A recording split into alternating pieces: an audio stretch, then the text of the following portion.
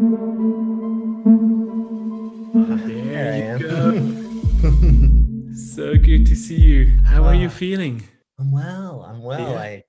Uh, in the typically in my normal day, I get up maybe an hour ago, like at about 9 a.m. And then I practice for a couple of hours. Mm-hmm. Uh, and then I start, my quote unquote work day. And so it's really nice to meet you in the morning for me because I feel like we're in my practice time. So I just want to practice with you. Oh wow, that's so beautiful. I feel honored and so incredible happy, brother Dave, that you take the time that we can do this together. You know, the way we met at the monastery.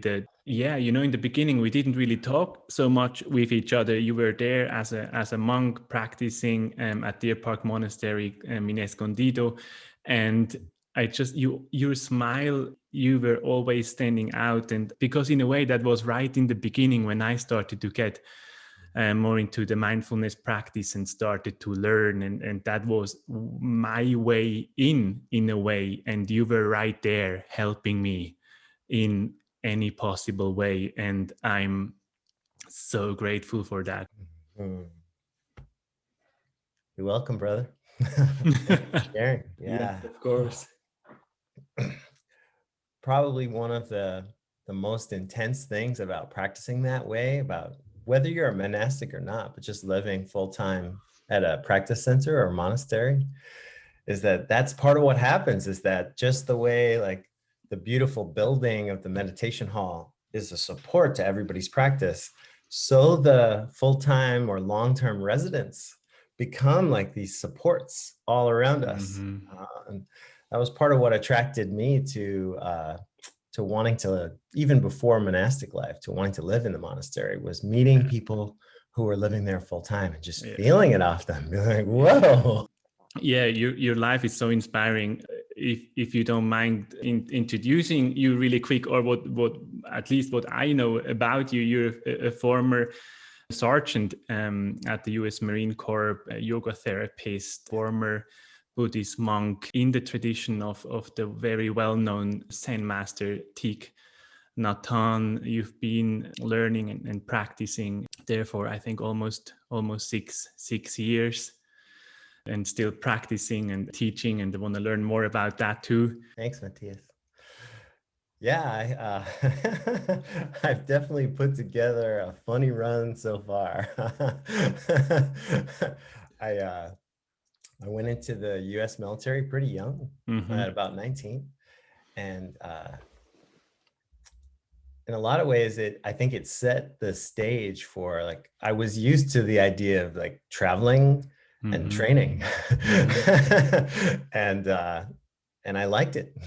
It felt good to be constantly learning, and I'm very, very, very lucky, knock on wood, and I never went to war in a foreign country, Mm-hmm. um, and which is very rare to Yeah. do a stretch in the U.S. military, Mm-hmm. especially these days, and not be sent overseas to war. And wow, like I can't say it strongly enough, like a huge part of why I live a life of service is because that's one of the things that I'm saying thank you for. Yeah. I'll spend the rest of my life saying thank you for the fact that I was able to, have those beautiful experiences and make the friends that I made, the Mm-hmm. brothers that I made in the military, and grow up a bit in those tender Mm-hmm. ages. But that I didn't have to suffer the incredible trauma of Yeah. being in combat. Yeah. For how long were you in the army?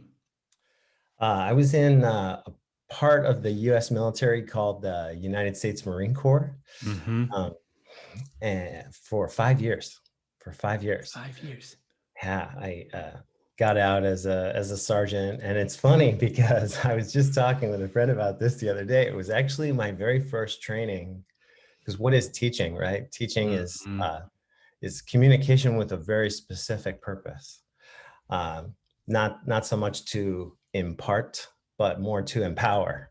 I think Mm-hmm. is the highest level of teaching. Mm-hmm. But it's a communication. It's a Mm-hmm. communication. And my first training in communication was in the military. Oh, That was my wow. job. I was a radio man. Oh, And so wow. I I was didn't know that. absorbing all the information that was happening on the battlefield and passing it to the commander, and then taking his instructions and passing it back out. So I Mm-hmm. had to learn how to communicate clearly and quickly. Mm-hmm. So even there, I think that experience set somewhat the stage for how the rest of my life is playing out. Mm-hmm. But then at a certain point, I discovered, maybe 3 years or so after getting out of the military, so still kind of in my early 20s, early to mid 20s, I discovered yoga. And that's really kind of what took everything over. Because I was traumatized and I was from a dangerous place and I had a crazy life, and and it was a yogi who first kind of explained, like, hey, like, this practice is to help you with all that suffering. This is not an exercise, it's a 5,000-year-old prayer. And I had this amazing teacher who she just came up to me in the desert in Joshua Tree. We were Mm-hmm. just friends practicing and rock climbing and such, camping. And she was leading class and just out there in the middle of nowhere. And I didn't even have a mat. I was just standing in the dirt. What an amazing place to Oh, practice or to take the first yoga class. it's almost like it helped me to connect to the environment itself. Like, Mm-hmm. we would be hiking sometimes and we would look at the shape of the trees and the cactus, and we would assume the pose like a yoga pose and just stand there and breathe with them in the same physical position that they were in. Like, Wow. yeah, everything That's that's strong amazing. enough to be alive in that place Yeah. is pretty strong. Yeah. Yeah, the land is amazing. I was just there last year for almost a month, and just living there for just a tiny little bit and experience the sun rises and the sunset and all these ever changing colors right in the desert. And what actually surprised me the most is how, because you would assume the desert is not that alive, but boy, was I wrong. The level of intensity is very Yeah, high there. It's yeah, like the and volume is high, even in the exactly, quiet. yeah. So that was your first yoga experience. Exactly. And when this incredible instructor like broke it down, it was like, hey, this is not just exercise. This is a practice to help us to lean into our greatest suffering, whatever it is, and to find asana, to find comfortable seat, as I like to Mhm, translate that word, like in it. Wow, I was on board, and it was already working for me. mhm, Having come from the military, I was already used to using my body in a very strong way mhm, and finding the calm and the clarity that can come from just that. And mhm. so all yoga was doing was showing me how to do that even more effectively. Like, oh yeah, like this is a moving meditation. This is not just Mhm, a workout. And that meeting changed my whole life. Very quickly, I shifted things around and mhm, started studying yoga constantly, and ultimately became a professional massage therapist because I mhm, wanted a livelihood that would support my knowledge and mhm, my mhm, work as a yogi. And then, yeah, maybe 10 years after that, I became a yoga therapist and started teaching yoga, and ultimately spent a couple of years teaching yoga instructors how to do yoga and meditation and Reiki and other practices with people at end of life or people that were suffering from cancer. So yeah, I went kind of all the way in the yoga door. Where was that, brother Dave? Was that in mainly New York, where you teach yoga? Exactly. Yeah, Yeah. mainly New York City. Mainly New York Okay. City. I did a program that was created by the Urban Zen Foundation. It's a Mm-hmm. charitable organization that was largely started by the fashion designer Donna Karan. Mm-hmm. And that group really feels very strongly about bringing Eastern wisdoms into the Western medical setting. Uh, a lot of that was influenced by personal experiences Donna Karan had because her husband passed of cancer. So she got to Mm-hmm. see like how unholistic and non-integrated Western medical care can be, even at its best. Mm-hmm. And so, along with a whole group of teachers from all around the world, they created the Urban Zen Integrative Therapy Program, which is Iyengar yoga, Reiki, breath work, various kinds of meditation, aromatherapy, nutrition. Like really the idea was to be the person in the room who was not hyper focused on, how many cc's of the drug was being administered. Mm-hmm. But somebody in the room who was looking at this human being and being like, wow, is this person anxious? Is that the real problem right now? Because we can do something about that. So yeah, I did that for years, And it was during that period that I discovered the teachings of Thich Nhat I'm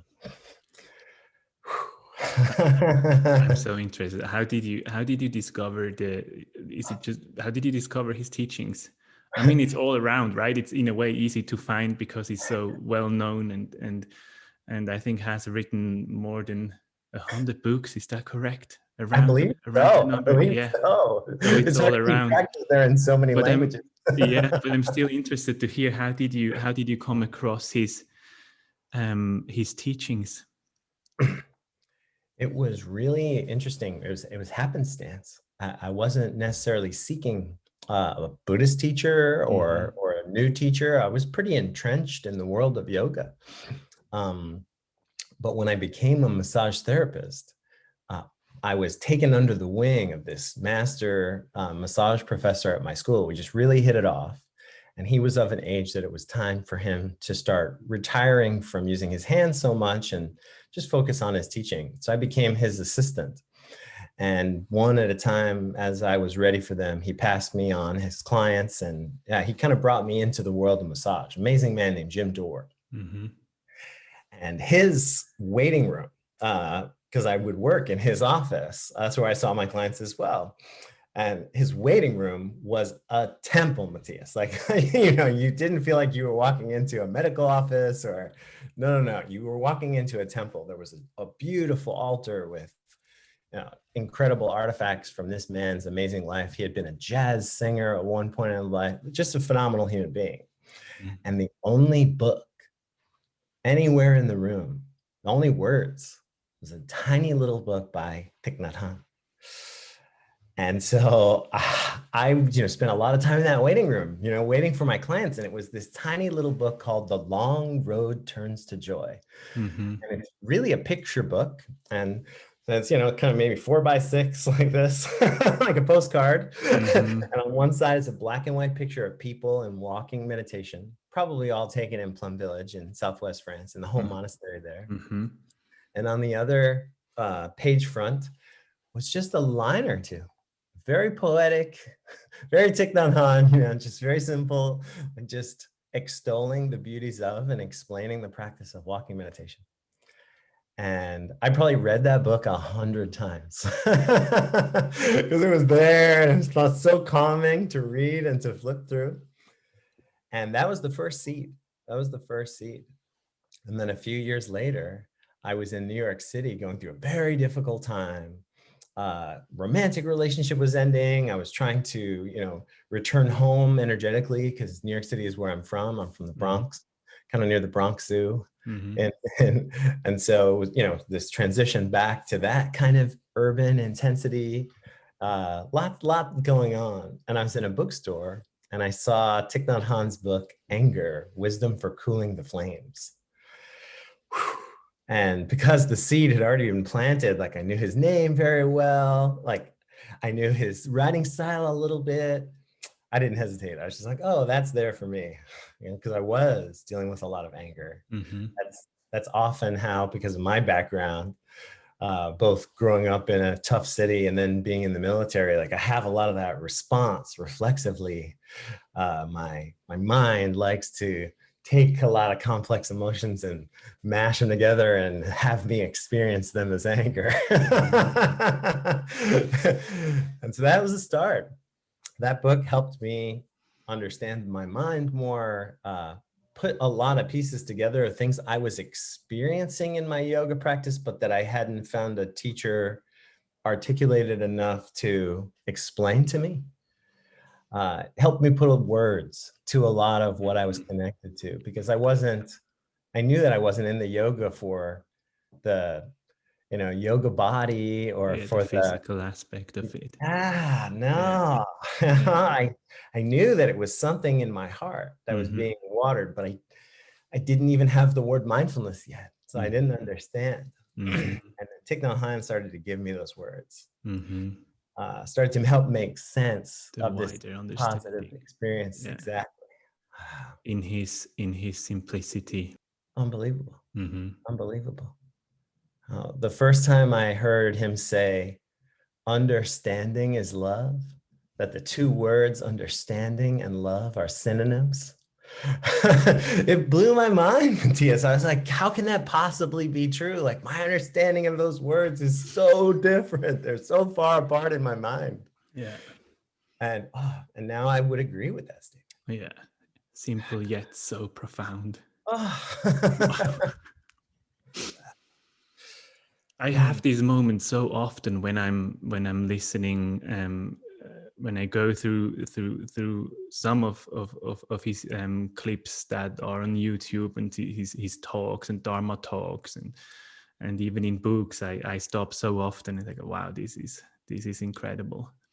Something recently that stood out to me is I practiced alone very often, and I just recently came across his words that it's so crucial to practice in a group. Yeah.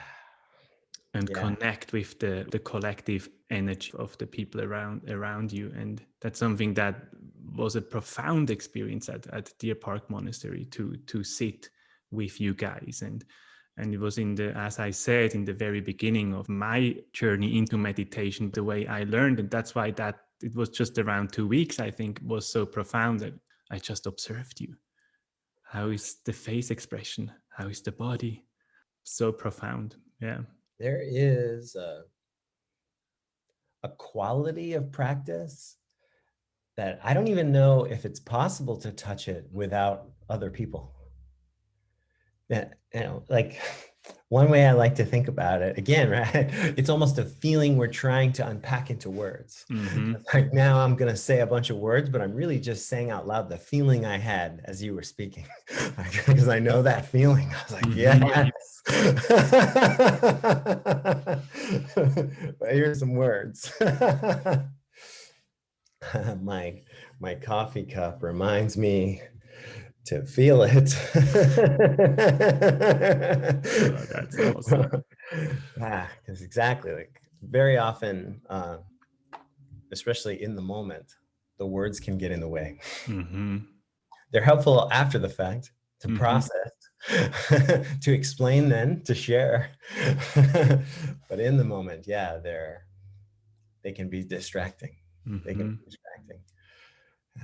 They're better, our languages are better designed, our systems of thinking, because it's important to me to acknowledge that our languages are not lists of labels, but they're systems we think in. And these systems that we think in are predisposed to thinking about the future and the past. They're better at it than they are about 100%. closely examining this moment right now. Mm-hmm. Yeah, which makes sense. Yeah. And it takes some time to realize that, because most of us got trained to talk and to communicate and to present information. But at least where I come from, there's not much training in listening, trying to understand, trying to be still. We don't need to respond straight away. And these are all things I really learned at the monastery. That planted my seed in that practice for sure. Going back to the book, so you were reading his books, and then how did that lead then to you making this decision to become a monk? Very organically. Yeah. The more, the more I read the books, like by maybe the sixth book, I just couldn't take it anymore. I was like, okay, I need to take this to the next level. Like, what do I need to do? And I didn't know how famous he was. I didn't realize I couldn't just go meet the man. Mm-hmm. And so I found a phone number to the monastery on the East Coast at that time, Mm-hmm. and just called them and a monk who's now a friend. Answered the phone. Yeah, Yeah. answered the phone, laughing, joking with me. And I was very honest. And I said, I don't know anything about your practice. I've just read, a handful of your teacher's books. I'm a yogi, but I'm really benefiting from these books. I'd love to learn some more. What do I do? And no surprise, they just said, come. And it took a couple of months before I could create a week in my schedule. And I showed up, and there's always an orientation talk, that night you arrive, kind of welcome, and this is how we do things, because a lot of times people are there, as I was, for the first time. And again, I didn't realize that how famous the person was giving the orientation. It was Sister Annabelle, who's one of Thich Nhat Hanh's right hands, this very, very brilliant and, nun of many, many decades. But I didn't know that, there's just this nun. And she, in maybe 10 minutes, gave a Dharma talk that touched my heart so powerfully, that set me on a path so clearly. She basically told me what to do. She was like, hey. In her talk.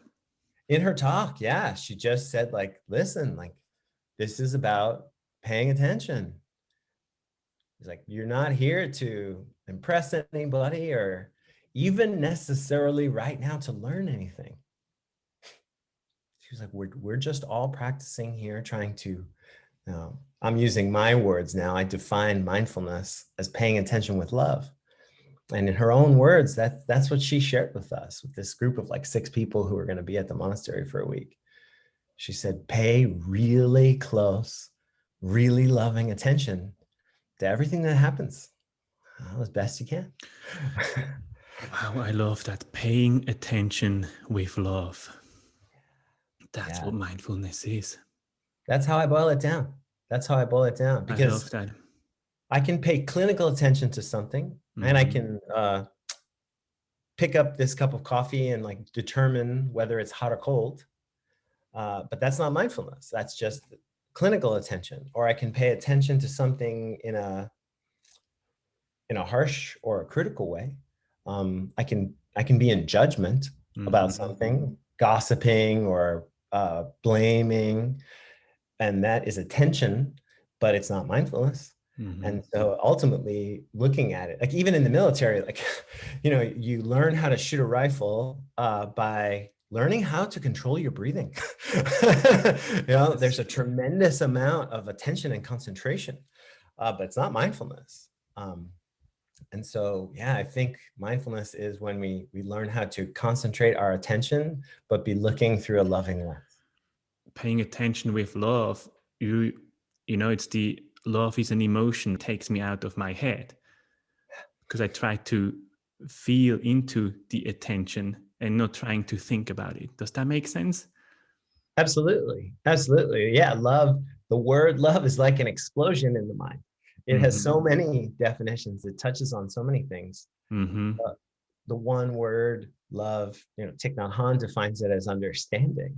And understanding is a whole way of openness. And we know that in order to understand, we have to listen.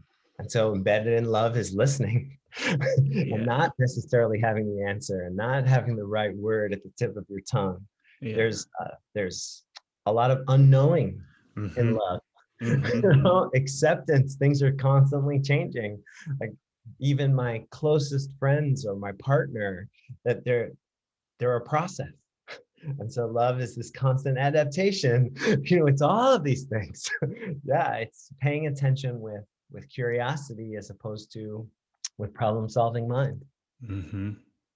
It's an unpacking love. There's wow, I love certainty. That.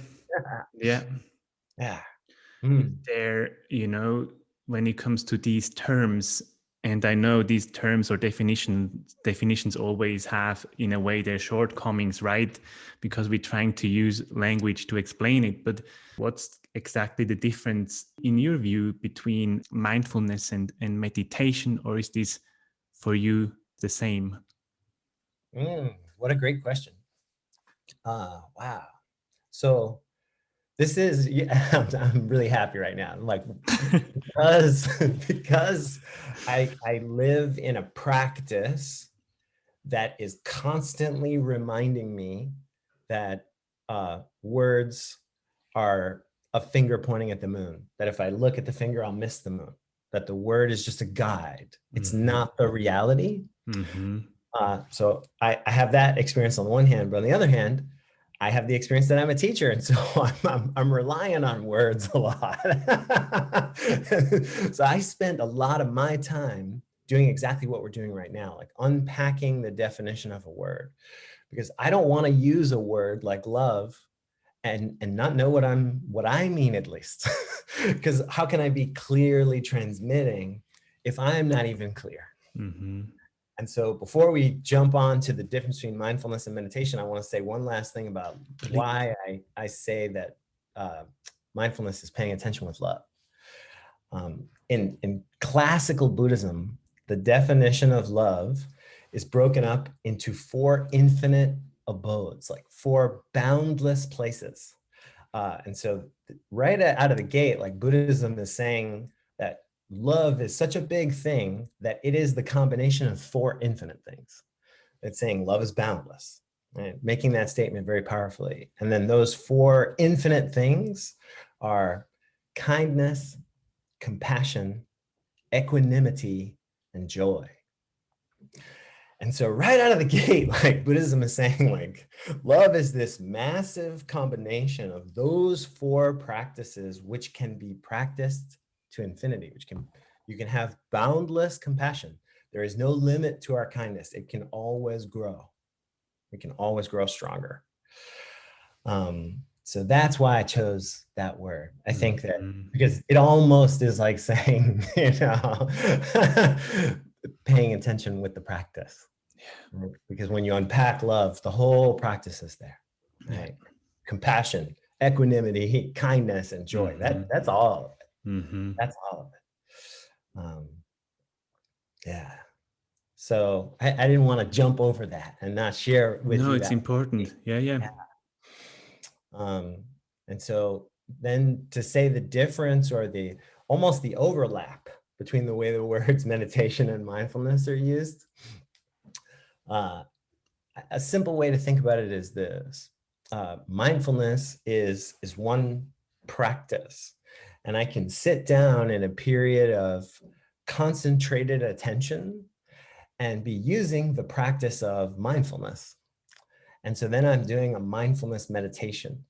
But I could also do a meditation that was not the practice of mindfulness, that did not have love in it. Like, for example, if I was to stare at a candle flame, back in the 70s, like that was a popular concentrated attention.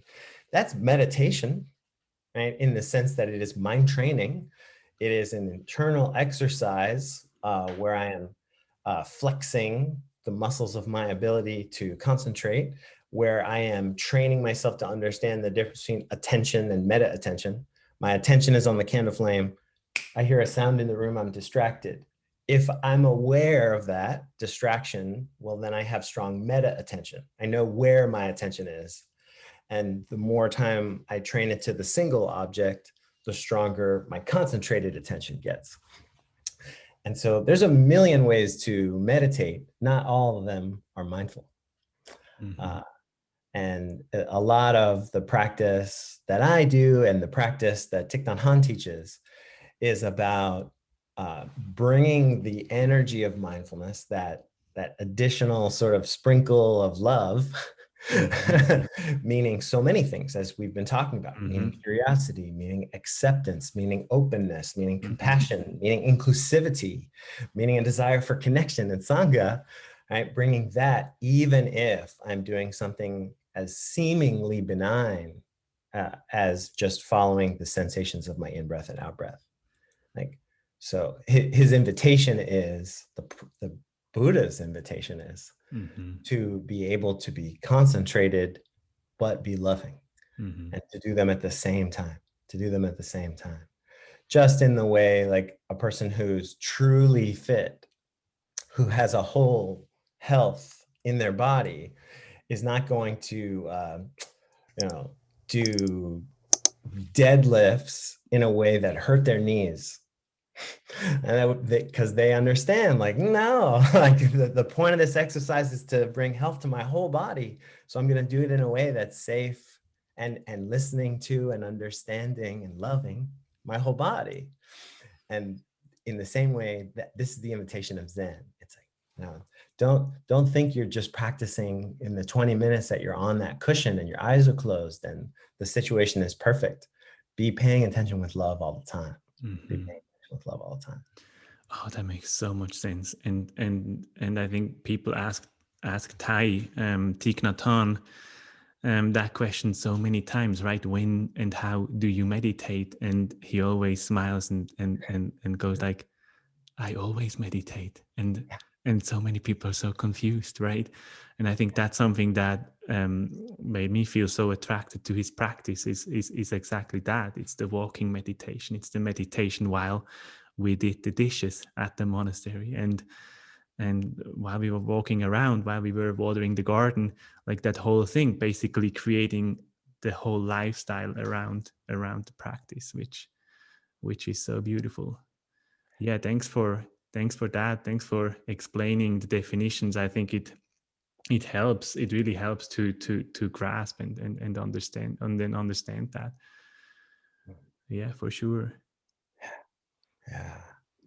It's so nuanced because, I'm imagining that some of the people that are going to listen to our conversation have dabbled in, that most of them have dabbled in some form of meditation. But imagine if, you were trying to learn how to build a house, and one day you trained with plumbers and the next day you trained with carpenters.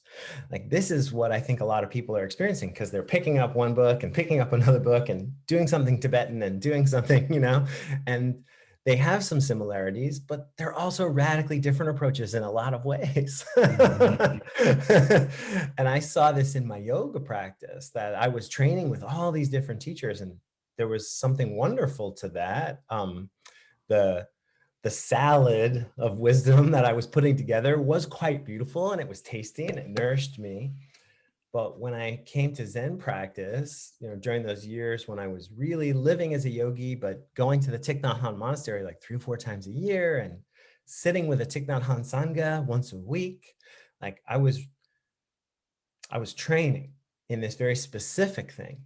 And looking back on it in hindsight, I realized, like, it took me years to even understand it, because it's not something that can be transmitted in words.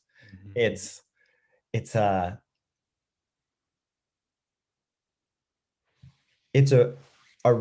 changing, a refinement of the relationship between the thinking brain. So the whole story I have of myself, the whole identity, my whole personality, all the words, all the language, and the awareness, the completely non-judgmental awareness that's holding all of that like a container. And in the beginning, that's not self-evident, right? In the beginning, it feels like you're training the personality. And it takes a while. There a certain amount of proficiency at concentration, and then loving concentration is required before you can kind of take the step back and be looking at the personality. They're like, oh. And then, by definition, you recognize there's a space between the two. And in that space then becomes your whole practice. In that space, because it's in that space that you have some choice, that you have some freedom. Personality is very reactionary and habit driven. 100%. It's just telling me what to do all day. And so it's only when I'm kind of sitting in that space between my personality and my awareness that I actually have any real choice. Yeah, that's so powerful. And whenever I'm in difficult situations and experience difficult kind of emotions, I always think back of, I think it's Thich Nhat Hanh's words, when he said, between action and reaction, there is again that time in between you can use to become mindful, to become present, and to Mhm. feel into it. And whenever yeah, I experience these emotions, that comes always up and really helps me with how I react. And sometimes I just don't, sometimes I'm just still and just listen and try to understand more. And before I thought, no, I in a way immediately have to respond, which is, yeah, which is not true, obviously, right? Well, it is obvious, but only a moment later. Yeah. That's the trick. I've been using a new teaching phrase that I want to share with you. Please. So this is brand new. So I haven't really I haven't like I've only said this a few times. But because what we're talking about, I mean, I'm imagining 100 people like nodding their head, right? Like we all have this where we something happens, right? So I call this teaching the Zen Pop Quiz. Right? And so in order to be having a Zen Pop Quiz, 3 things have to be in place. Number one, something unexpected has happened. I have to not have been anticipating it. Number two, that unexpected stimuli has to be triggering in some way. Right? It has to produce an emotional response. And number three, and this is important, it has to produce the sense of urgency. Hmm. So I didn't expect it. It's emotionally triggering and it produces a sense of Urgency. urgency. If those 3 things are happening, you're experiencing a Zen Pop Quiz. And like, this is what you were just describing to me. Like, that's why I'm trying to create a template so we can look at it and understand it. I love And it. the first thing to do in a Zen Pop Quiz, the way to, because it's pass fail, right? No grades. The way to pass a Zen Pop Quiz is to just acknowledge that you're in it. Just to know. Wow. Because right away, then you know, right? Then You know, like, oh, here we go again. I'm about to react. I'm Mm-hmm. gonna do something because I think I have to. And Brother Dave, that's exactly the practice, right? To become aware of you being in it, right? Exactly, Wow. exactly. And then the next step, if you are aware, right? If you know, like, oh, I'm having a Zen Pop Quiz, well, then as you already pointed out, almost always the sense of urgency is false. And so that's you train yourself to that being the second thought. The second thought is, okay, so I'm emotionally responding to first thinking, but it's second thinking that will actually make the better decision. First thinking was my reaction. I'm overwhelmed. And I'm in a Zen Pop Quiz. And so you take that step back. And of course, 99.9% of the time when we take the step back, we're like, well, obviously I don't have to do anything right now. Like, I mean, we live in this like cushioned sort of, first world bubble of creature comfort. Like I can count on one hand the amount of times like the action I took Yeah. in the moment actually was a matter of life and death.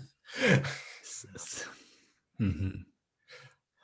Zen Pop Quiz. I love it. Even just thinking about it, I think it already that the term brings so much ease into it and makes you smile, and I think it really helps you dealing with the whole situation. Oh, that's amazing. So I've been sharing this with my Sangha. I lead a Sangha on Sundays via Zoom. Mm-hmm. And I give like a half an hour teaching, and then we do some sharing together. They ask me questions or they just share with each other about their practices. Mm-hmm. And just to be together, And so I've been sharing the Zen Pop Quiz with them. And now I get these texts, I get these emails like, Brother Dave, I just had a Zen Pop Quiz. Because It's genius. it's our Yes. life. It's our Yeah. life. Yeah. Brother Dave, for those who don't know what the Sangha is, what's the Sangha? Oh, thank you. See, all these words. I like this. Unpacking more words. Because I remember when I first came across the word not too long ago in 2016, I didn't know what it is.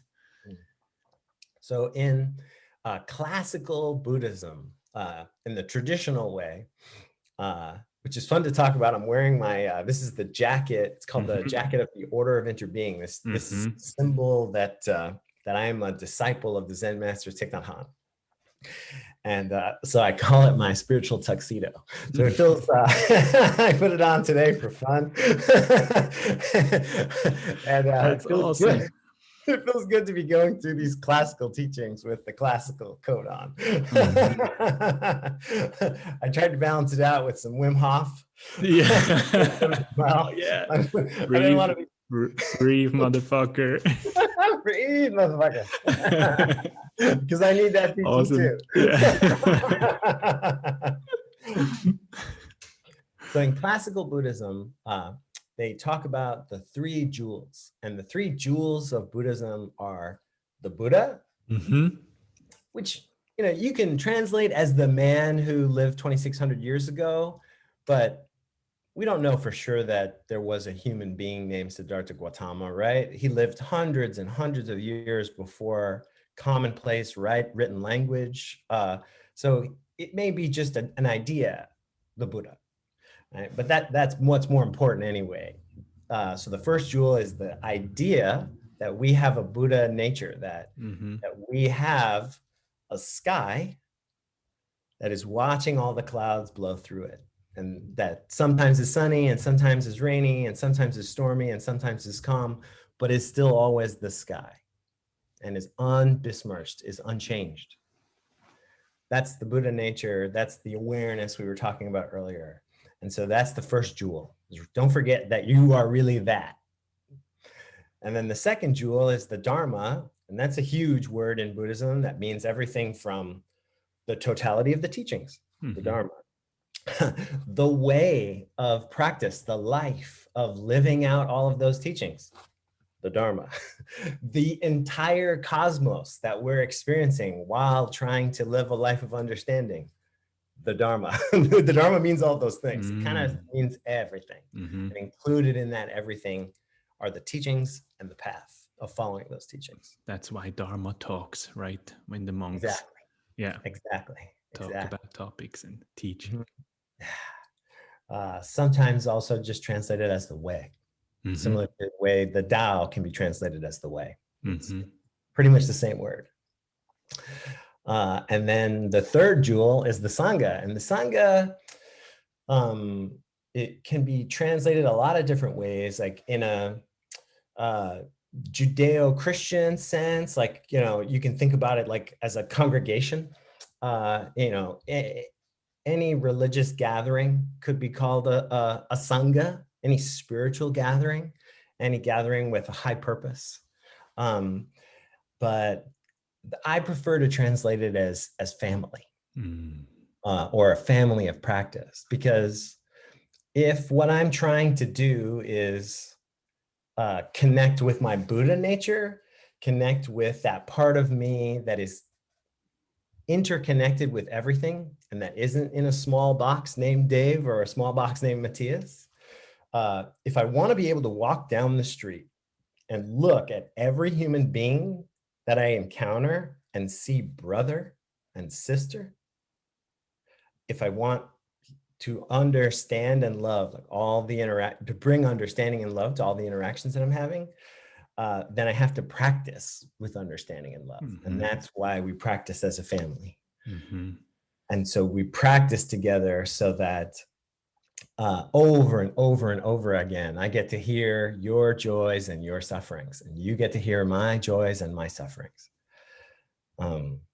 To normalize it, just like you expressed immediately, like just hearing somebody else talk about the Zen Pop Quiz and put words to what you were experiencing makes it feel better, helps us to understand it and feel less alone.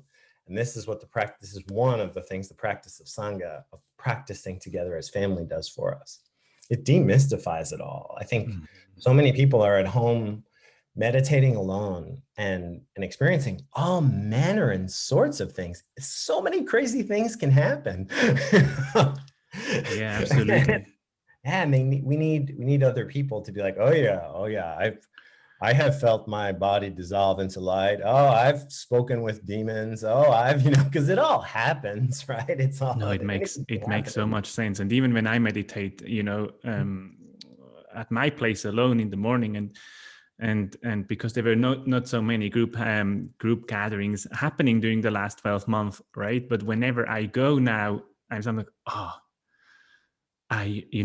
not that I forgot how it is, but the group experience of a practice is always on another level. And I think Thich Nhat Hanh once said, you cannot really practice just by yourself. Obviously you can, but he just sometimes like pointed or just tried to in a way say that at the very core of his teachings, at least, is that group part, right? Coming together and practice with each other and then share and listen, which is so profound. This, I think, like most people that were already practicing whatever it was, anything healthy. The COVID times have been pretty mixed for me. There have been ways in which they've supported my practices. Sometimes it's nice to have more time alone and less outside of the house responsibilities, etc. But yes, like the isolation was also so painful, so painful. I really, prior to COVID, I had, an in-person Sangha every week and was sitting with, 20, 25 people in a room and being able to look each other in the face and feel each other's energy in the room and just have those human beings that I knew for that hour were trying just to be there with each other. We're holding that as a very high priority. Sharing the gift of our presence, of our mindfulness. Oh, yeah. I mean, when I first started going to the monasteries, for example, I thought mistakenly that the point of the practice was like what I was doing at home and like how concentrated I could become and how skillfully I could manage my own mind. And I thought that the Sangha was there to support that practice and that the Sangha was to help my practice.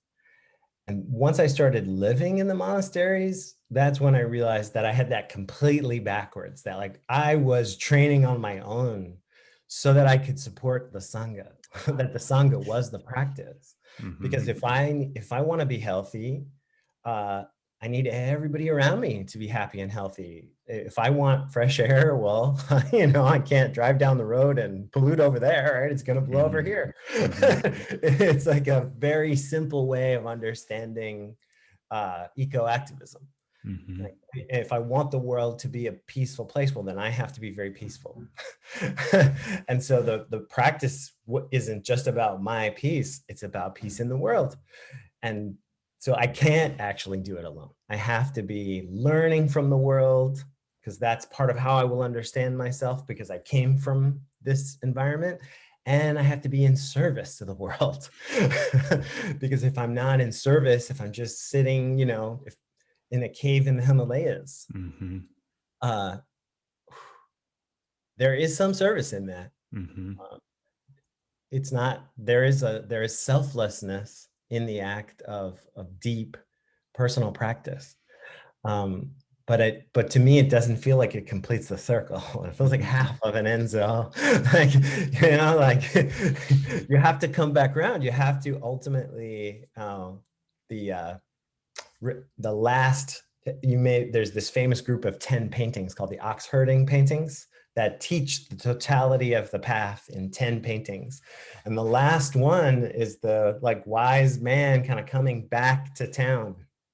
He's returning to the marketplace from his practice on the mountaintop.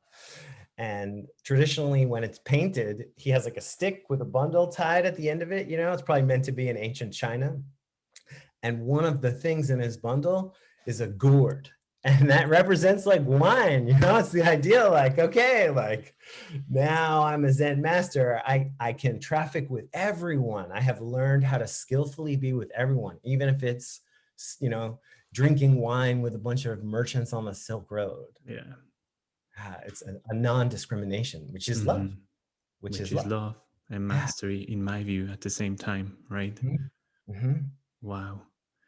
When So, you when you know, going back to when you, or back to your first experience in the monastery, when you went there and check it out and started to meditate with the monks, what was it that, you know, made you stay?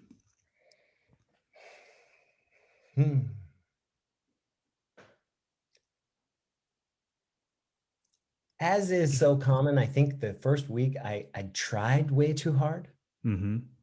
Uh, I was forcing it a bit Mm-hmm.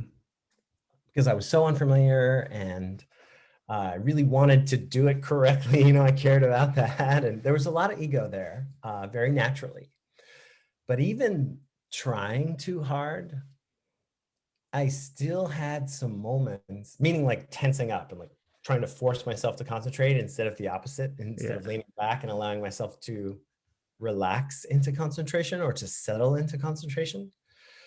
Um, if you would like, I can lead us at the end in a short That meditation would be about so this. beautiful. I would love that. Yeah, Yes. yeah, I would like that too. I would Mm-hmm. like that too.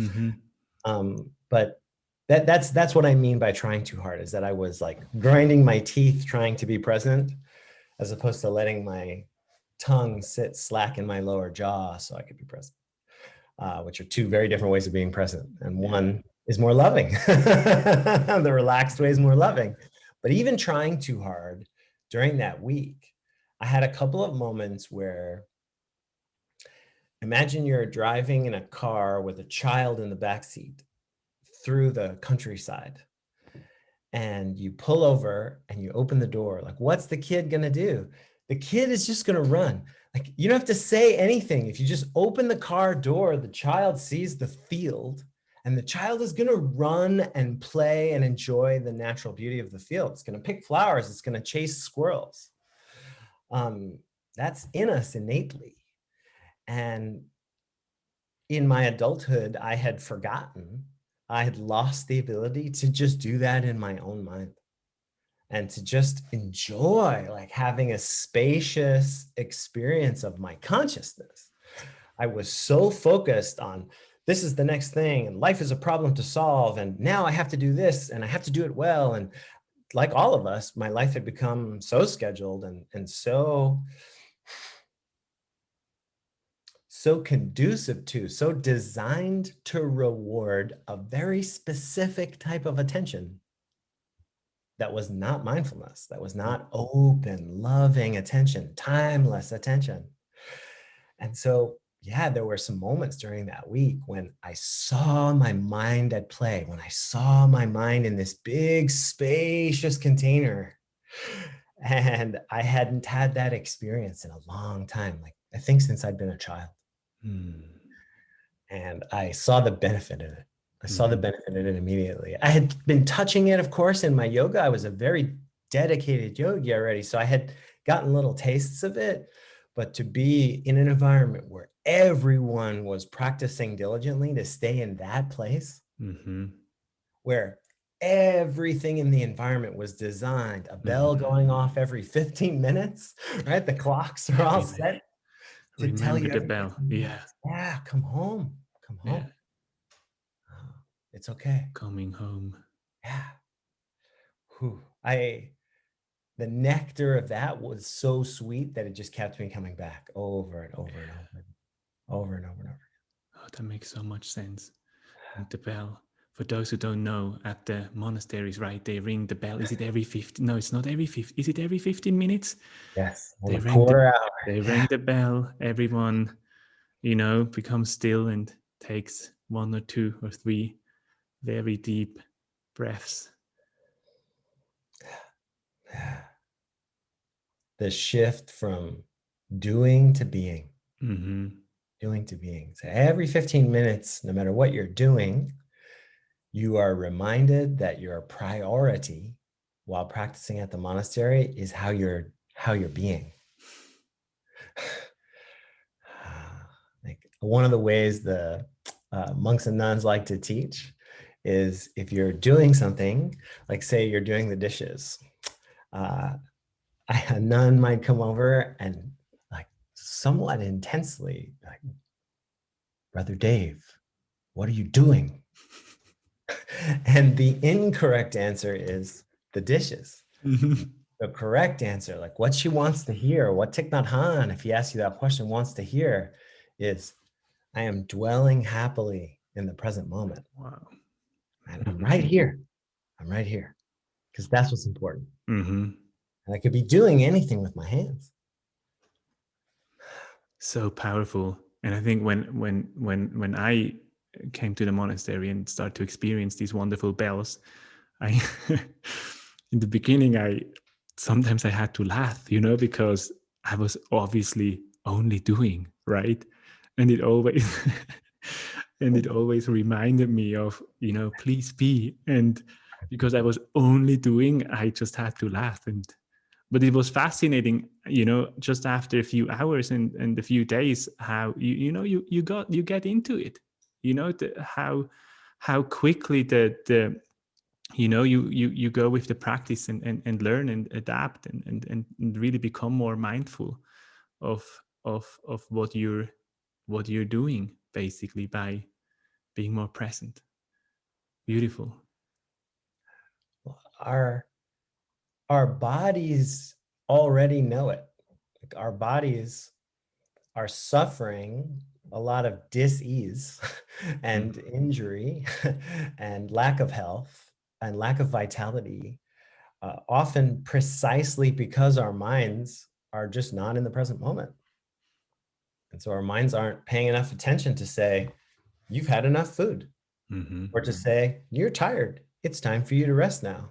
Or to say, like, can't you feel like how your body feels having been at this computer for 4 hours? It's time to stand up and get some fresh air.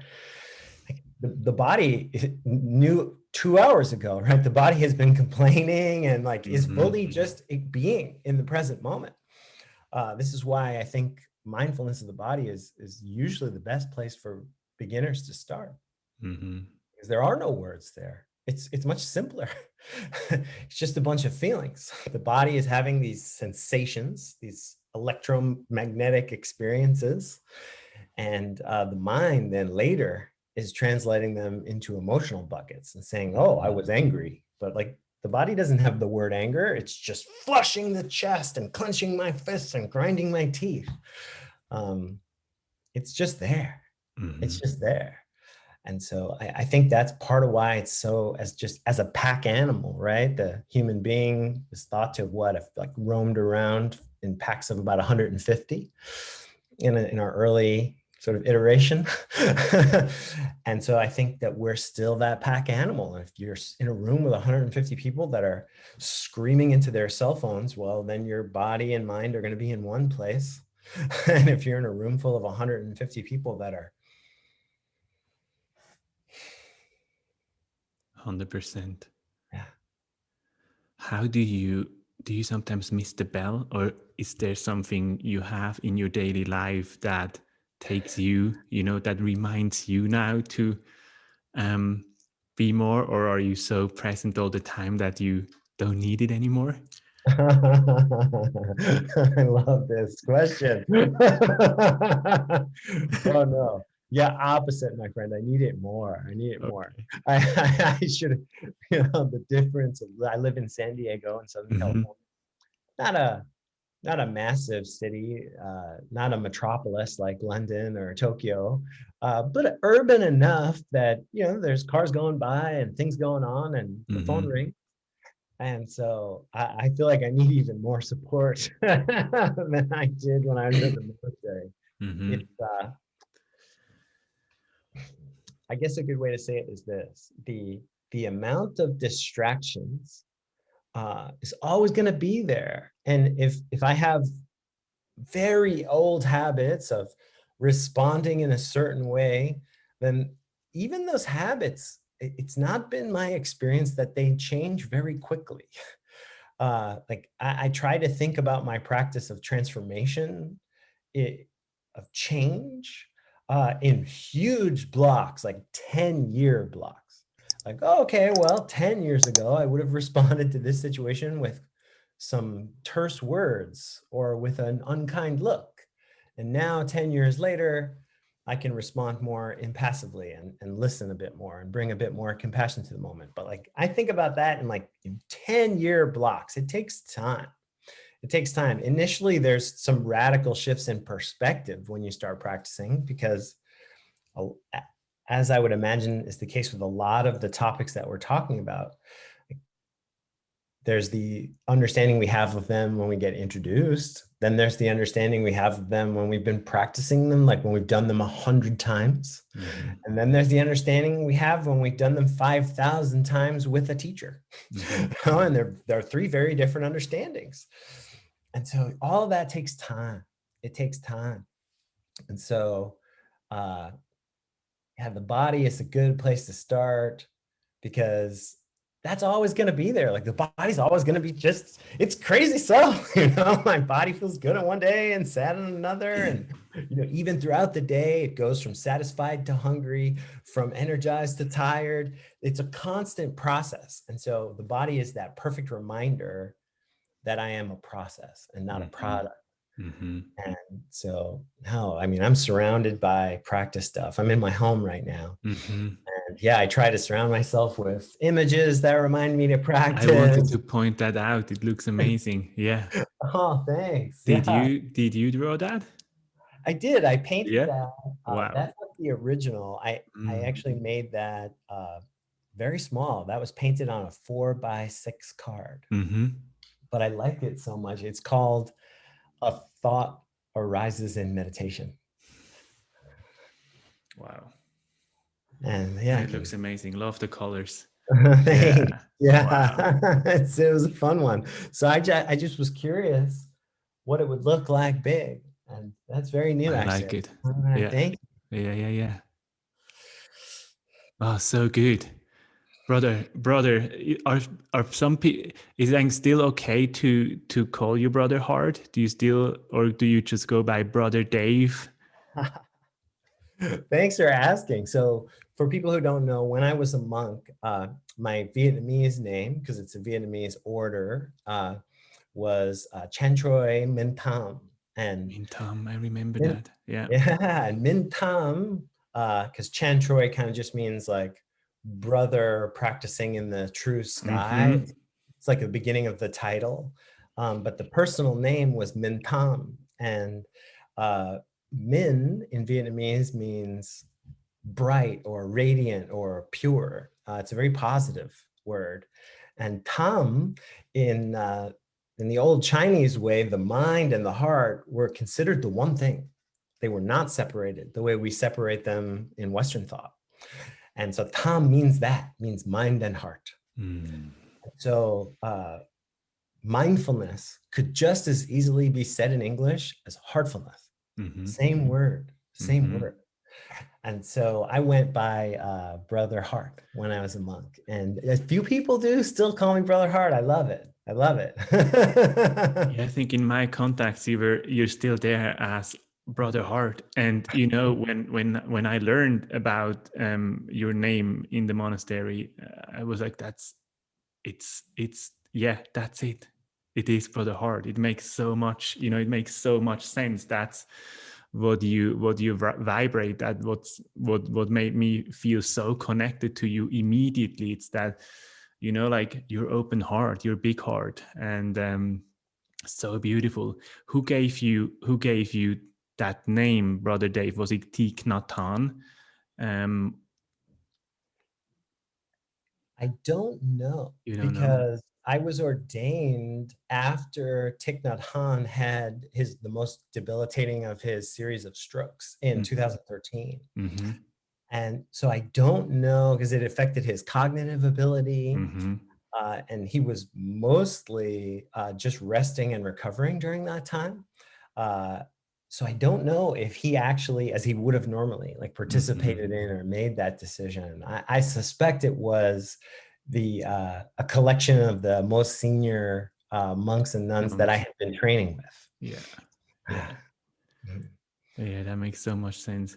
You've met him, I assume, right? Thich Nhat Hanh. Yes, I mean, having studied with him for so long, I've been in the room with him a lot, and whether there were 50 people in the room or whether there were 1,000 people in the room, but I didn't have a personal audience with him until I ordained as a monk. Okay. And I was brought to a house that he was staying in San Francisco. He was there doing all kinds of rehabilitation and recuperative exercises. Acupuncturists were being flown in, and a lot of people love our teacher. And so he was suffering a lot after that stroke, which paralyzed half of his body and took away his ability to speak. He was in a lot of pain. And so he was getting a lot of medical help during that time at the home of a practitioner in San Francisco. So I was brought to him and knelt before him. And I was warned, like, we don't know moment to moment right now, like how lucid he is or what his experience will be. So you're just going to kneel in front of him and say your name, your new monastic name, and a little bit of whatever you want. And he may or may not respond in any way. So this was the introduction I was given. And I'm ushered into this room. And, for those of the people watching and listening who've never seen Thich Nhat Hanh in person, like, it's pretty remarkable, like to see a human being like so mindful when they're taking the cap off a dry erase marker, to be fully present while thousands of people are sitting there watching you because you're teaching in front of 5,000 people. But you can just feel it in an animal sense. You can feel it in your body when you see a person who's not like performing or pretending or nervous about all those eyes, but instead who has trained themselves to paying attention with love at all times to such a degree that he knows that the best way to teach those 5,000 people is to be fully present when he takes the cap off the marker he's about to teach with. And so there's this quality, as we've talked about a lot, very difficult to put into more words than that. And I got very lucky. And that when I went into the room that day, that was what the room was filled with. And I knelt in front of him, and he was just looking right at me, like just very, very present. And I said a little something. To be honest, I don't even remember what. I'm sure it was some kind of thank you, some expression of my gratitude for all his work and all the teachings and how he transformed my life. And his response was, he had the capacity to move one hand, and he just reached out and just patted like my newly shaved head 3 times, just touched me 3 times, just looking at me and smiling. Wow. And it was overwhelming. It was overwhelming. It was like being in the presence of not just like my own grandparents and that energy and all the personal love of that story, but I almost felt like he was like representing all that energy, like all the energy of elder. It was almost like, imagine if you'd grown up and had a gigantic tree in your backyard like your entire life, and at one point in your life it had reached out and touched you, like tapped you on the head and looked at you lovingly. That's how that's so powerful. Yeah. So glad that you got to experience this, with him together. That's unique.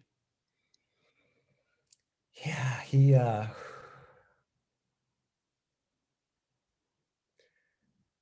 it's been fun because my relationship with him is, I've had a few of those experiences, and I spent a lot of time at the monastery. So I've heard him speak a lot, more than the average person. but really, like, he was never like my buddy. Mm-hmm. And so when I think about him, and when I looked at how his practice was influencing my practice, like how he was teaching, what I realized was that I was interacting more with his Dharma body. Mm-hmm. That his practice is so huge, right? Because of his practice, there are 7 different monasteries all over the world. Because of his practice, there are 600 or 700 monks and nuns, 2,000 or 3,000 people that wear a jacket like this, hundreds of thousands of people, meeting weekly and practicing together. Like, this is all the body of Thich Nhat Hanh. Mm-hmm.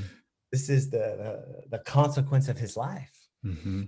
And so, yeah, like, going back to how do I stay focused on my practice now, I like to think about like this building that I'm in.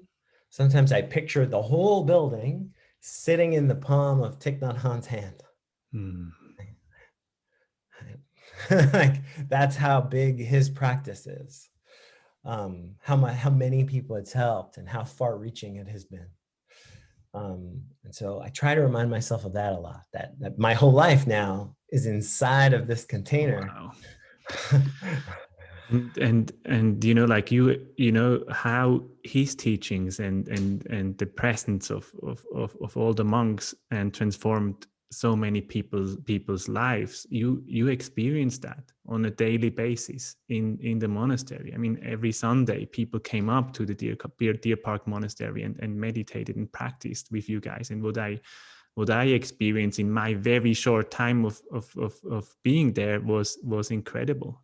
How people came and practiced and learned and shared and healed in many ways. And I was there for 2 weeks, only. One of my favorite moments in our friendship, Matthias, was a time after those 2 weeks. I don't remember how much time had passed because I wasn't trafficking in a lot of like calendar time in those days. But you and Manuela returned to the monastery. I hadn't seen you in a while. And I have this beautiful memory that I hold of the 3 of us just standing there looking at each other silently and just crying with joy. Like, because how can you put that to words? This thing that we understood and that we had shared together, and that we're continuing to share together right now with all of these people. And I'm so, and I told you many times, I'm incredible thankful for this connection and your presence and your work and what you've done and still do, right? It's hard. I can't put it in words in any way. Just pure gratitude. Thank you, brother.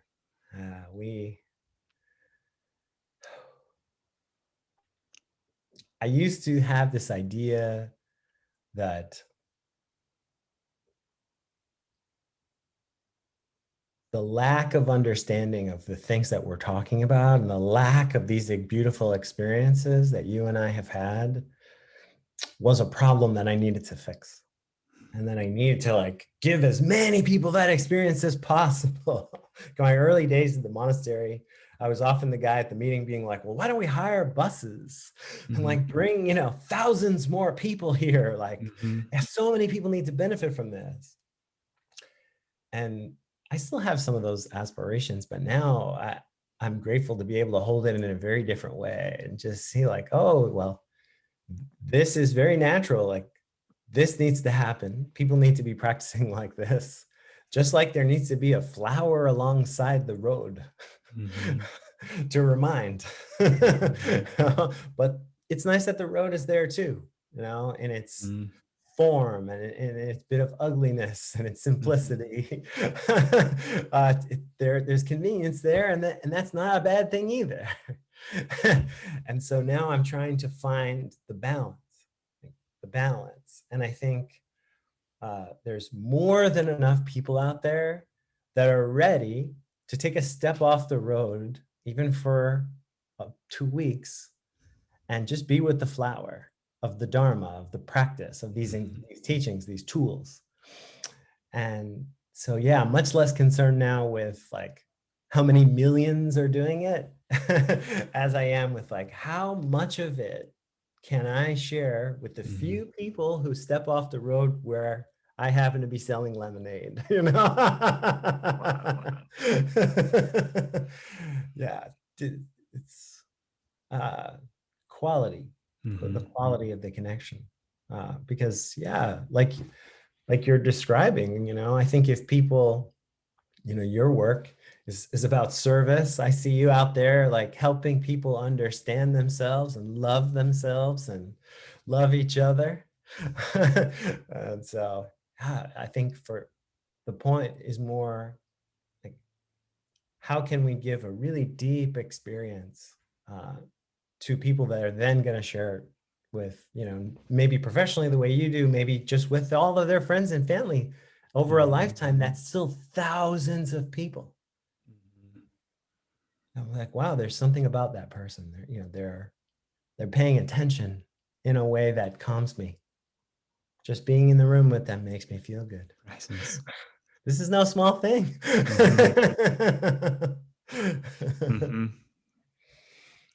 Yeah, you're so right. And when you the way or when you transitioned out of the monastery, and you know, like I remember when I left the monastery after 2 weeks and came into San Diego and spent some time in Encinitas. And Encinitas, as you know, is a much more of a quiet place than San Diego. I felt lost for a little bit, for a few days. Not lost, but like, where am I? Yeah. Because the life at a monastery, it's such a safe and sacred place.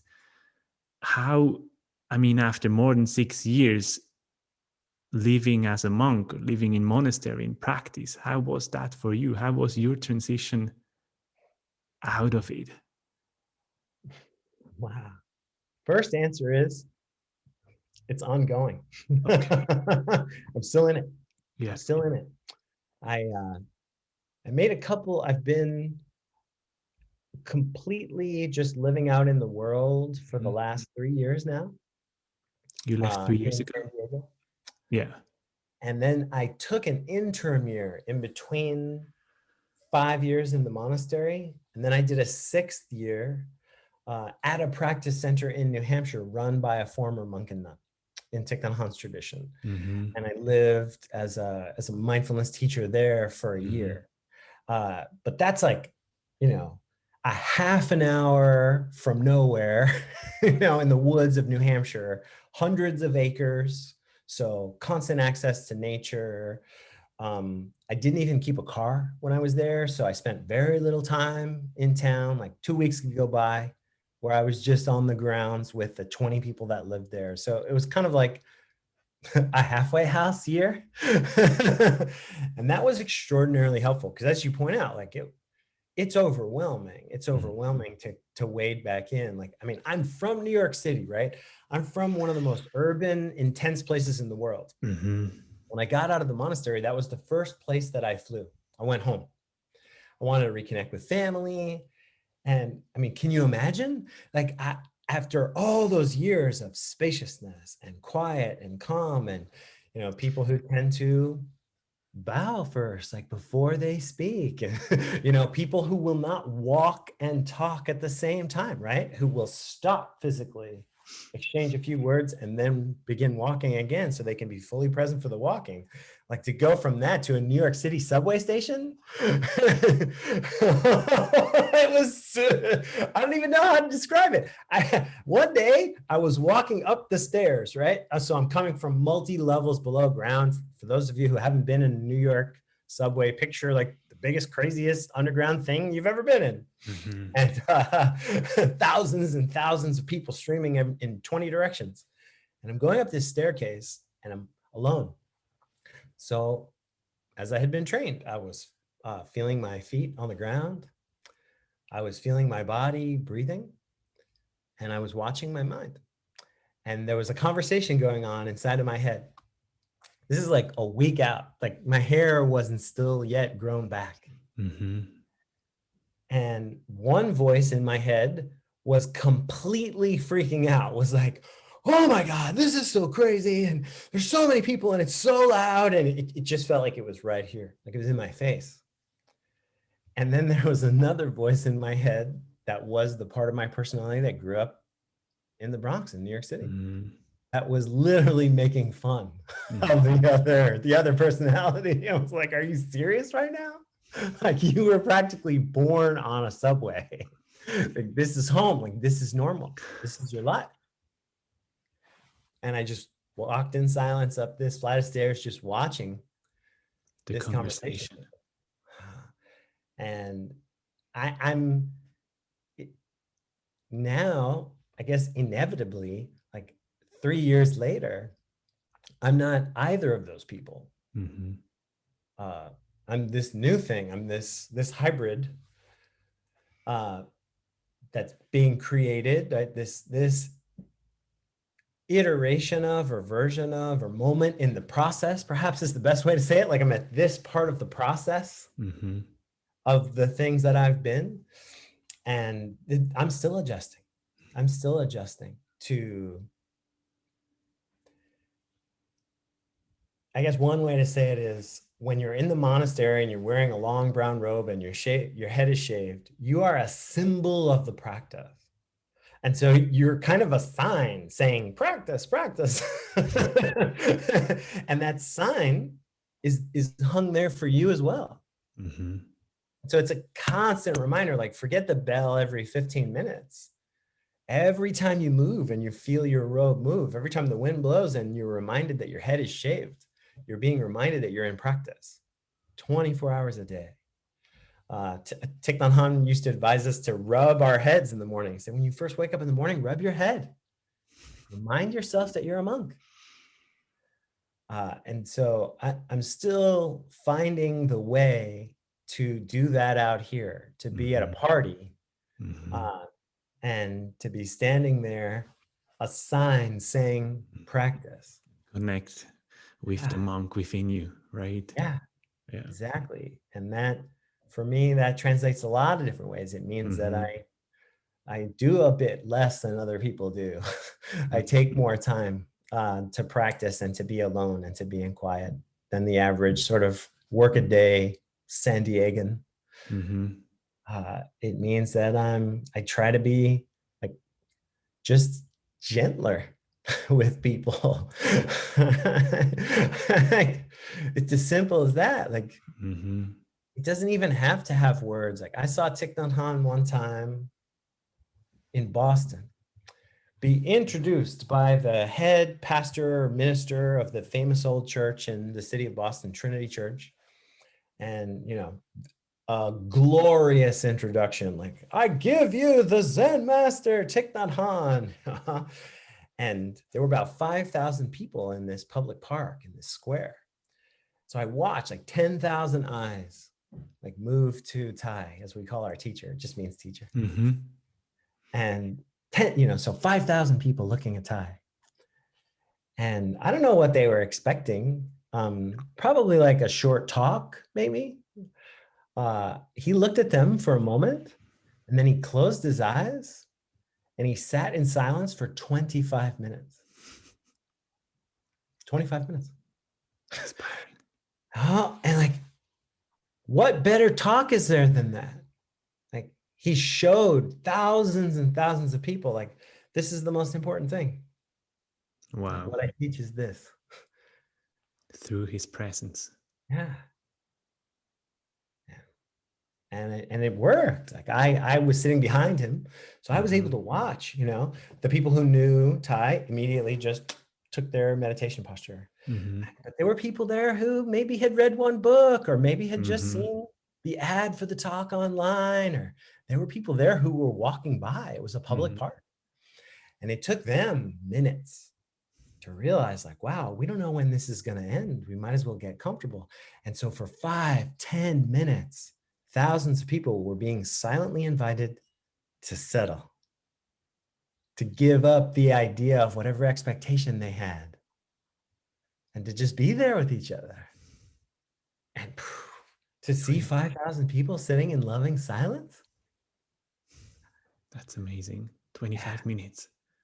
Yeah, Was 25 minutes. was he saying something afterwards or no? He spoke for like maybe 10 minutes. I mean, it was Okay. the shortest talk. I don't even remember what he said because he Yeah. had already said it. Mhm. Yeah, he So communicated for sure. exactly. So that's what I'm trying to do. I'm trying to find a way, Mhm. whether I'm like we are now talking one-on-one with somebody or whether Mhm. I'm in a group setting, to just be the practice out here. Um, yeah, Is still it, figuring it out. and without wanting to compare the practice, within the monastery to outside of it, I'm just assuming that it's so much harder outside, or not necessarily. Oh no, by far, by far. Yeah, it's 100 times harder outside. Mm-hmm. Yeah. An easy way to think about it is like going back to this idea, this notion of like the holistically healthy person. Mm-hmm. One of the things that they're caring for is their musculoskeletal system. They want to keep their body strong and flexible. And what's easier? Is it easier to do that if you go to a very well-appointed gym and have access to yoga mats and medicine balls and exercise equipment and a swimming pool, or to do it at home? Mindfulness practice is exactly the same. The monastery is just an incredibly well-designed gym for Mm-hmm. mindful gymnastics. Very well said. Mm-hmm. And now, that's not without its costs. If you go to the gym all the time, well, then you have to deal with that the difficulties of those styles of exercise. Like if you dedicate yourself, like the difference between a person who wants to be fit and the person who wants to run a triathlon, the triathlete is going to suffer a lot more. They're going to have to learn a lot more. A lot more is going to be asked of them to get that level of skillfulness, to have that level of concentration and expertise. And the monastery is the same as well. It's available to the person who is interested in, being a little bit more mindful and a little bit mentally healthier and more Mm-hmm. loving. But it's also there for the triathletes, for the people that are like, oh, you know what? Like, this makes me feel so good. Mm-hmm. This makes so much sense to me. These practices that I'm being invited to experience for myself and not at all blindly believe, because there's no leap of faith in Buddhist practice.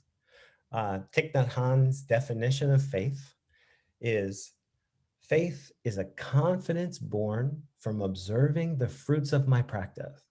Mm-hmm. I practice, things improve, that inspires me to practice more. That is my faith. And so there are some people that connect with that so much in that beneficial loop that we just keep practicing and practicing and practicing Mm-hmm. because our faith just keeps growing, because the more diligently I practice, the happier, the calmer, the more connected, the more loving, the more powerful I become. Mm-hmm. The more I can help myself and other people. Mm-hmm. Um, and I mean, we see this not just in Buddhism, right? Yeah. We see amazing teachers and incredibly skillful practitioners in so many healing arts and Yeah. wise contemplations. We're so Yeah. lucky right now. Yeah. No, I agree.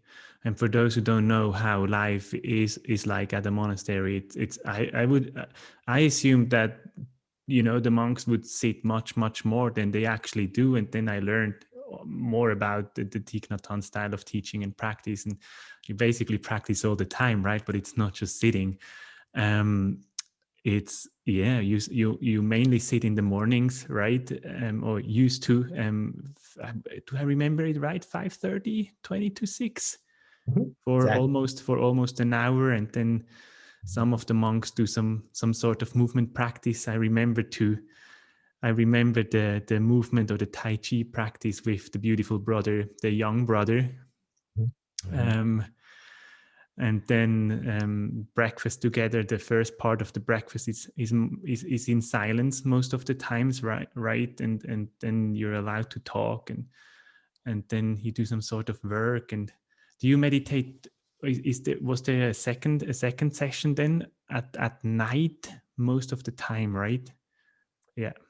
It would change seasonally, and it's somewhat different sometimes from monastery to monastery. But yeah, the afternoon or evening, Or there would always evening. be then some second dedicated practice. Yeah. I like to differentiate with those terms. Mm-hmm. People listening along, like there's dedicated practice, like going to the gym, right?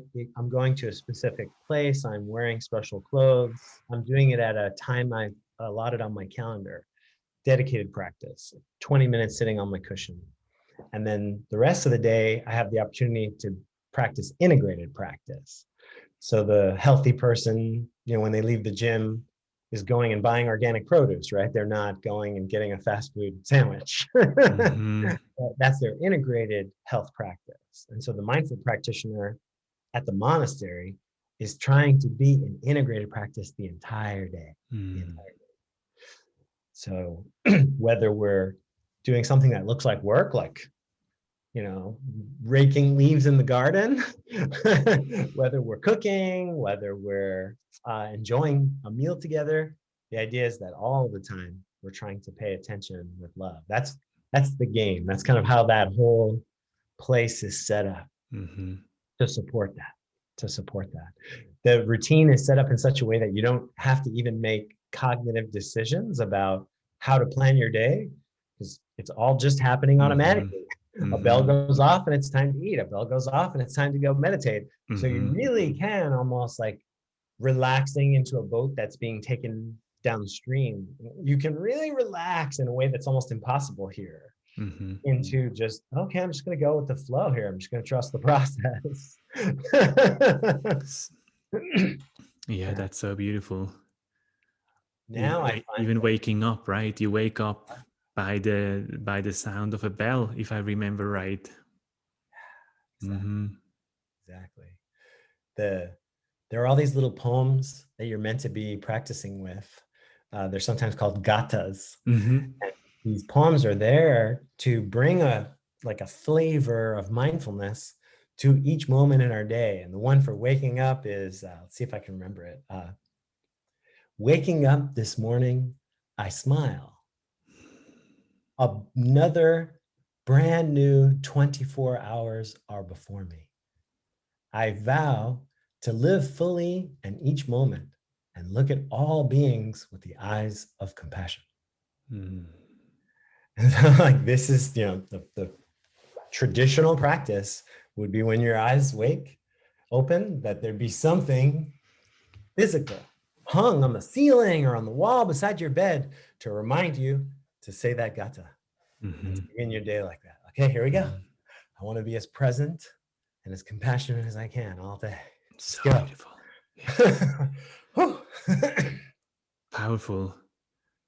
Brother Dave, for those who don't really know much about mindfulness and how to maybe get into it and start training their mind a little bit or finding deeper connections, what would you say is a good way to start? I know it might be a difficult question. Is it a book? Is it a meditation class? When people ask you that question, how do you answer? Thank you. It is a difficult question to answer because, and I've thought about it a lot, because what we're really talking about then still involves the practice, but much more so, what that person is asking for support in is, how do I develop this new habit? Because that'd be the first thing I'd want to say to the brand new practitioner. Like, recognize that mindfulness is not a single activity. Mindfulness is not an idea, right? The practice of mindfulness is a habit. And initially, like any new habit, I want to develop it in the smallest, easiest, simplest way possible. Right? Because if I try to change my whole life today, I will fail. And I'll experience disappointment and frustration and overwhelm. But if I were to, for example, to say like, well, I do the dishes every day. And so I'm going to start with trying as much as I can when I'm doing the dishes to not be thinking about the past or the future. Mm. To, as much as is possible, right, to notice what I'm thinking about while I'm doing the dishes. And if it's not something directly related to the beautiful, sudsy, warm water on my hands, the satisfying sound of a clean dish hitting a clean counter. And if it's something other than that, if it's some kind of story, then I'm going to stop, take a breath, and try to bring my awareness back to the dishes. And I might have to do that thousands and thousands of times. But I would invite that person to pick something that's already happening in their life and to try to bring mindfulness to it, meaning to try to pay attention to what's really taking place compassionately, lovingly, with kindness, and all the while trying to emphasize in their attention what's really happening with their body in that moment. Like feel their feet standing at the sink. Feel their body breathing as the water runs. So that'd be the first thing, would be picking something you already are doing and turning it into a practice. I like that. Because otherwise it's like, it's too much change. It's too much change to say, so the first thing I want you to do is go to a website you've never been to and shop for a strange meditation cushion that's filled with something you don't understand, and then create a new spot in your home. You see how much friction there is there? And so no, I say, like, if you have a flight of stairs in your office or home, like turn that flight of stairs into a temple and try every single time you traverse it to be here, now, here, now, with each step, just saying it in your head, here, now, and notice, like some days you'll be able to really feel each footfall and to really be aware of the color of the walls and the feeling in your body. And some days the meeting you have at the top of the stairs will overwhelm you, but then you know, right? You know, like, ooh, I really have to be careful today. My mind is really attached. It's really gripped to the anxiety I have around this project. Right? So I would say that's number one of the two-part answer. Is number one, like find the simplest thing that you're already doing repetitively and turn it into a practice. Turn it into the practice of paying attention with love, paying attention with love, and pick some aspect of it in the body and really try to concentrate on that aspect. Not that I can stop my thinking, right? The thinking will still be there, just like I can't stop my heart from beating. The mind is an organ. It's a thought-producing organ. But I can allow first thoughts, bing, bing, bing, to be produced and not then traffic in second thought as much, not then go into discursive thinking, into analysis. I can observe first thought, call it by its true name. Oh, that's a distraction. And then come back to the feeling of my feet on the staircase. As simple as that, as simple as that. And then the second thing I would advise is some form of community, some form of sangha. And so even if that, because like, again, there's a lot of friction between I'm curious about mindfulness and I've gone to the website and emailed with the person and found a place to go sit with a group once a week. And there's a lot of friction there, a lot of steps. And it's a new habit. And so I want this to find the easiest step. And so I say, make your first sangha just you and one friend. Just one friend who's also interested in practicing mindfulness. And set up a thing where you and that friend talk about your practice together and do a little practice together. Even if it's over the phone, even if it's a text you send each other every day, I don't really care. But like to have a second body, to have a partner. And then eventually, right, both of those things, those seeds, the dishes become, man, I'm pretty mindful all day now. I'm pretty mindful when I'm by myself. And that seed of, oh, my best friend and I, sent a text for years to each other saying what we practiced that day. And now I sit with a Sangha of 20 people, or I found this monastery that really supports my practice, or I have this whole tribe of people that share healing practices with each other, right? It grows from a seed. So if somebody came to me now and said, where do I start? I would say you have to plant those 2 seeds of one small practice and one connection. One connection. That's my answer. I like it. It's all about planting that seed in the most natural way possible, and then somehow lead it into community work, right? So, exactly. I mean, in the beginning, because I was coming to mindfulness practice from yoga, I was already really practiced at paying attention to my body for a long time. So it was a natural door in, like sitting in a cushion and paying attention to my body was different than moving around on a yoga mat, but there were enough similarities that I could get in. And for the first like 10 years, Matthias, I would say, I basically practiced almost exactly the same thing. Like just being aware of the sensations in my body, emphasizing my awareness of that, and by default then de-emphasizing my focus on or my awareness of the words that were also in my head, the story that was also in my experience. And I can't tell you how many times I went to teachers excuse me, and said like, okay, I'm ready. I'm ready for the next like more advanced practice. Like I must be doing it wrong, right? Or am I being lazy? Like, thank God they all just kept saying the same thing. Like they would ask a few questions and like, no, if that's working for you, then just keep doing that. You'll know when it's time to try something else. Yeah, just empowering me, right? Instead of like, how easy would it have been for them to impart in that moment? Be like, oh, I'm so cool. I'll give you a new practice, Brother Dave. I know 20, right? And to like show off their cleverness. But the real teacher understands like, no. Like that seed is already so strong. I'm just going to water that seed. We don't need to plant a new one just yet.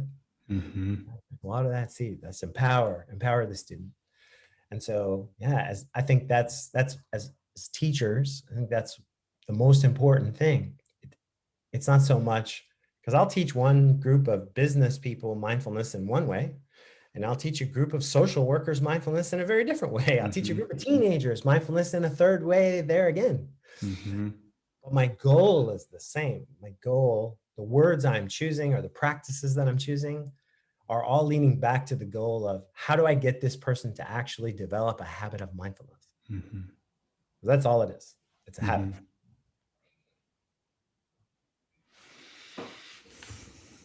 That makes so much sense. What kind of offerings do you have right now? In what way can people learn with you? Thanks for asking. There's a couple of fun things I've got going on. I created a very simple website. It's just my name. It's just davekenneally.com. And they're all there. But the two I want to talk about today are, one is once a week, I have a family gathering, a Sangha. It started out as an in-person gathering, and now it's moved into a Zoom room. And it's every Sunday from noon to 1 Pacific Standard Time. And people from all over show up now, and we do a little teaching, a little bit of practice. We usually do 5 or 10 minutes of meditation at the beginning. And I talk for 20 minutes or so on a given topic. And sometimes the teachings will bleed together, like we're going through a practice of a series of 10 weeks of teaching right now, basically explaining what Buddhism is. I realize most people don't know the answer to that very well. They might know the one answer they have or the one book they've read. And so I'm doing 10 weeks of really breaking it down. Like, this is what it is. And then the second half of that hour that we spend together is an open forum where people can either ask me a question directly and I'll answer it about their practice or about the topic that we've covered that day, or they can just share. They can just share. Sometimes with the camera on, a lot of people join just via audio, and they'll just share about what they're going through, what their joy right now is, what their suffering right now is, and how they're practicing it. And sometimes there's a question embedded in there, and sometimes there's not. Sometimes it's just a gift. Like, hey, everybody, I know you're probably suffering with the same thing. This is how I'm doing it. Mm-hmm. And so that's happening weekly. And then I'm also on a website called Patreon, which is a forum where people can support content creators of a variety of kinds. And so not everybody can make that time, right? 12 to 1 Pacific Standard Time. And so we record those gatherings, including the Q&A portion, and we put those up on Patreon. And so there's another whole community then that are following along in video, watching it later in the week, like when they have a chance. Awesome. Yeah, my patrons. So that's really fun. That's really fun. And of course, that community then is even more international. Yeah. And they can people can message me through that platform in such a way I get to stay in touch with the Sangha. And I answer questions there. Yeah, it's perfect for that. I know the platform. Okay. Yeah. It's great.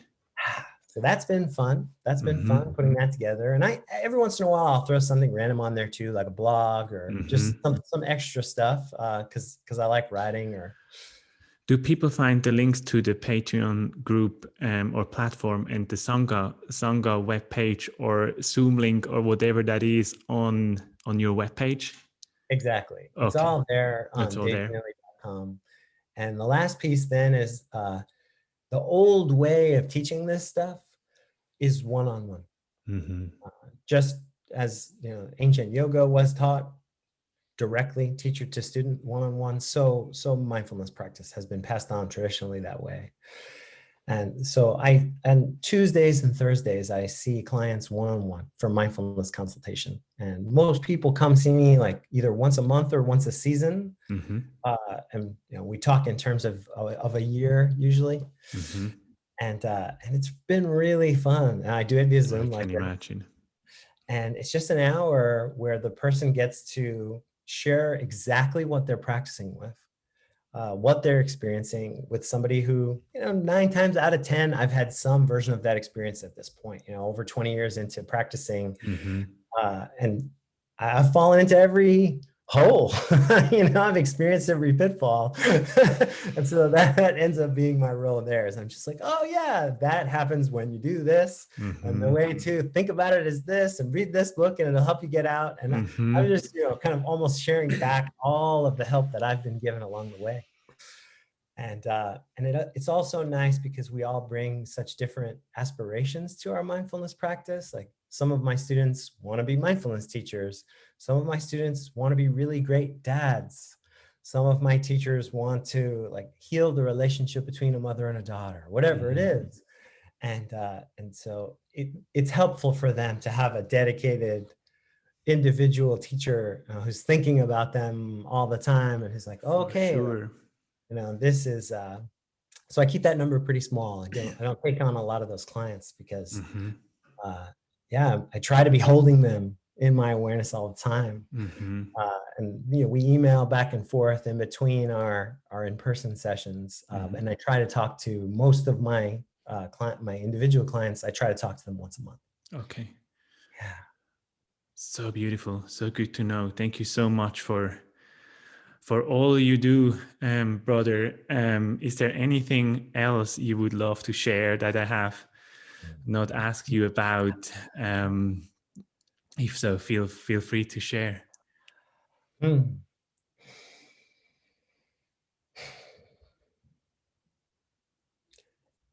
I guess I would like to share one thing about these crazy times that we're going through. We touched on it a little bit. The word COVID has been spoken. But I feel like I would feel remiss if I didn't share a little bit about how I've been looking at this time and how I've been practicing with this time, because I know so many people still are suffering so much in so many ways all over the world. And so the short thing I want to say about it is that I have looked at this whole time, this whole year and a half now, or whatever it's been that we're going through as a planet, as I call it, the great pressure. I feel like a pressure, a squeeze is being exerted on the system. And in this case, globally. And like any system, pressure will show it out. So where our systems individually, as a family unit, as a society, are strong, they might even have enjoyed a little bit of the pressure. They might have settled in and become even stronger and more efficient. And I see this in my own life. There were ways that this pressure has made me shine. But simultaneously, of course, anywhere where there's a crack in the system, whether it's me, my life personally, my relations with my close friends and family, my participation in the greater culture, right? Anywhere there was a weakness, an imbalance, a crack, the great pressure has taken off the veil. Like, it's so obvious. I had like in the United States, in my country, you know, the social inequality, for example, like was always there, but wow, the great pressure has made it so obvious, has made it almost impossible to ignore that our society is being run by, you know, people that are largely not being given, you know, an opportunity to meet their basic needs in a safe and a healthy and reasonable way to thrive. And so I just want to say to everybody out there that, like, don't discount, like, the great pressure may be encouraging or inspiring you listening to a talk like this, and it may be what helps you to start practicing or to practice more deeply. But don't discount the fact that the great pressure is exhausting and terrifying and confusing individually and collectively. Even if you're pretty cool with where you're at in your views and your environment, even if you feel physically safe right now, you're still in a world where tons of people don't. You're still interacting on an energetic level with so many people that are afraid. And that's intense and exhausting. And so I want to just say that out loud to remind people to be really gentle with ourselves right now. Like, I'm practicing really diligently every day, and I'm grateful for that. But part of why that's happening is because this is so painful. Because I feel and, you know, have felt so isolated and oftentimes so despairingly overwhelmed by all of the negativity and all of the fear and all of the confusion that I'm surrounded by. And so it's a long-winded way of saying, like, this is hard. Please be gentle with yourself. If you're not being gentle with yourself in your practice, you're not practicing mindfulness. Thank you. Yeah, thank you so much for bringing this up. This is so important, and I bet super helpful for people. And while I was listening to you talking, I remember Thich Nhat Hanh's word when he was talking about the Nhat and the lotus, right? And that we really need the Nhat in order for the lotus flower to grow, right? And sometimes it's not easy to embrace that pain, but I really believe that if you are able to somehow practice embracing these difficult times and the pain we all experience, that we come out of it much, much stronger. And this is why the answer to how to begin is begin in the smallest, easiest way that you can reproduce. Right? Because if I tell the beginner, okay, well, really, you'll benefit from an hour of meditation, you know, that very quickly, especially under all this pressure, they won't be able to sustain it. But if I say to the person, like, well, every day when you return home from work and you pull the key out of the ignition of your car, you are alone in the car for one moment. You're in a temple. Can you sit there for 3 breaths and just check in, like, how do I feel right now? Do I feel angry and sad because my workday was stressful? Because that may mean that when I enter the house, I should be kind of quiet. Do I feel lonely? Might I be in a vulnerable place where I could trample on someone else's boundaries because I'm hungry for some human connection right now. If that's the case, then I should go in listening more than speaking. Even those 3 breaths, that's something somebody could do. It's something somebody could do every day. And then those 3 breaths turn into 10 breaths, turn into sitting for 5 minutes with a timer. Mm-hmm. And then you're off. Planting that seed. And I think it's this is so important, I think, because there's so much pressure, and sometimes we try to add even more pressure with a very dedicated practice. And I've been there, that sometimes, I have to, right? I have to sit for whatever amount of minutes, and then came to realization that now it doesn't serve me anymore. And I had to take pressure away and go back to just a few breaths and a shorter practice, and embrace that, to then go into a different form of practice again. But it's not about that, right? I think it's, especially right now, in a way, it's, at least for me, it's taking away pressure, because under pressure is no movement, right?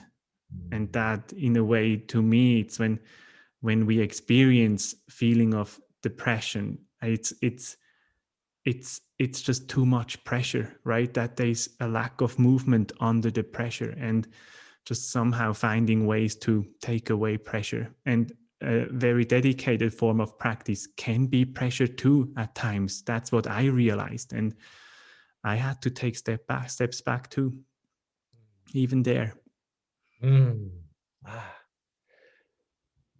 It's this kind of honest sharing. I can't imagine that everyone who hears what you just shared isn't going to benefit from it. And this is why the practice of Sangha is so important. This is why studying with a teacher is so important.